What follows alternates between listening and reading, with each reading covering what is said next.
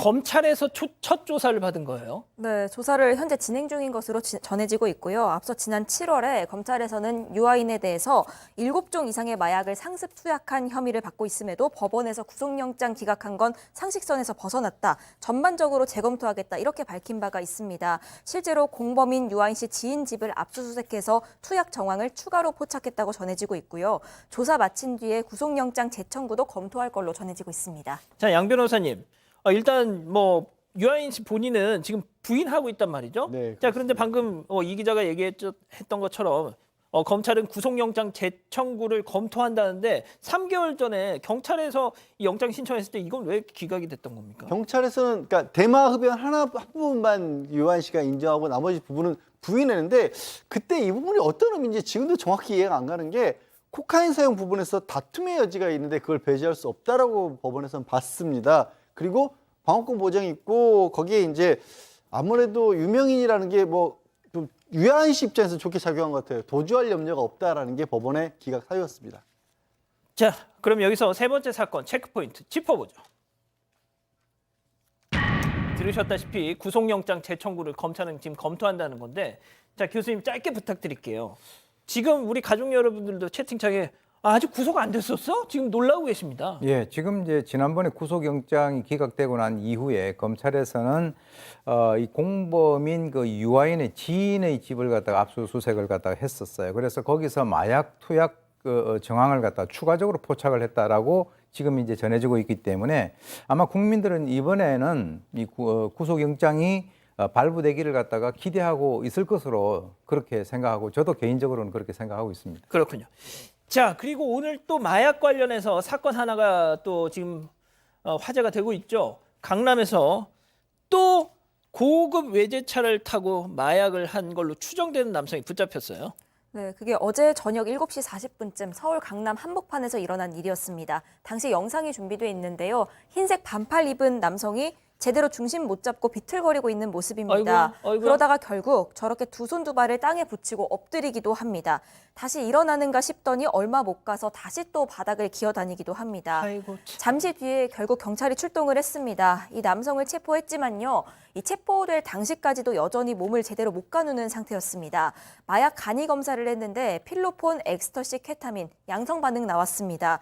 그런데 알고 보니까 이 남성이 저것 때문이 아니라요. 3시간 전에 흉기 난동을 벌여서 체포가 된 상황이었습니다. 아이고. 그 흰색 반팔 차림 저 남성이 강남 한 가게 앞에 람보르기니를 주차했다고 합니다. 그러다가 가게 주인이랑 시비가 붙었는데 자신의 옷을 들어서 허리춤에 차고 있던 흉기를 보여주면서 위협을 했고요. 그 뒤에 바로 달아났던 겁니다. 결국 3시간 뒤에 저런 모습으로 긴급 체포가 됐습니다.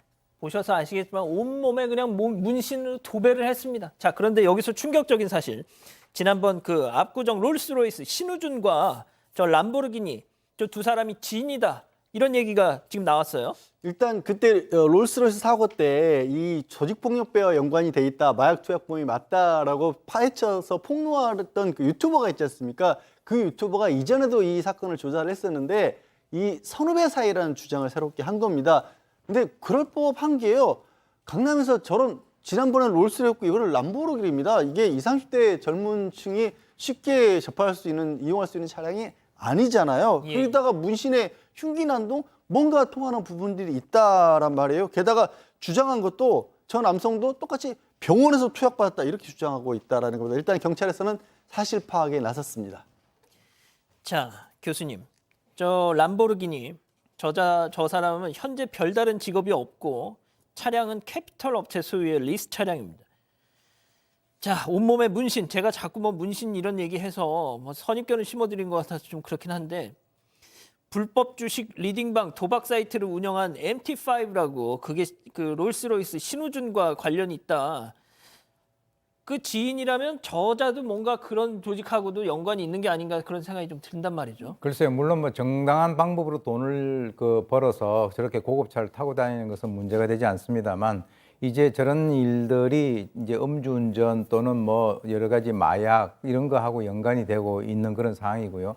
지금 이제 강남 한복판에서 마약을 한 사람들이 곳곳에서 발견이 되고 특히 이제 지난번에 케타민 즉 6만 명을 동시에 투약을 할 수 있는 약 7억 원 이상 되는 그 마약이 공항에서 적발됐는데 거기에 고교생이 껴 있었단 말이죠. 최근에 이제 그 청소년 마약도 상당히 급증을 하고 있고요. 네. 또 일부 병원에서는 의사들이 권한이 처방권을 범죄에 악용하는 그런 여러 사례가 드러나면서 경찰이 수사에 나서고 지금 현재 보건당국은 전면 실태 조사에 돌입을 하고 있는 그런 상황이기 때문에 이 정부가 마약과의 전쟁을 갖다가 선포하고 초기에 뭔가를 갖다가 잡지 않으면 나중에는 걷잡을 수 없는 소위 그 좀비 같은 그런 현상들이 곳곳에서 발생될 수 있음을 우리가 명심을 해야 될 것 같습니다.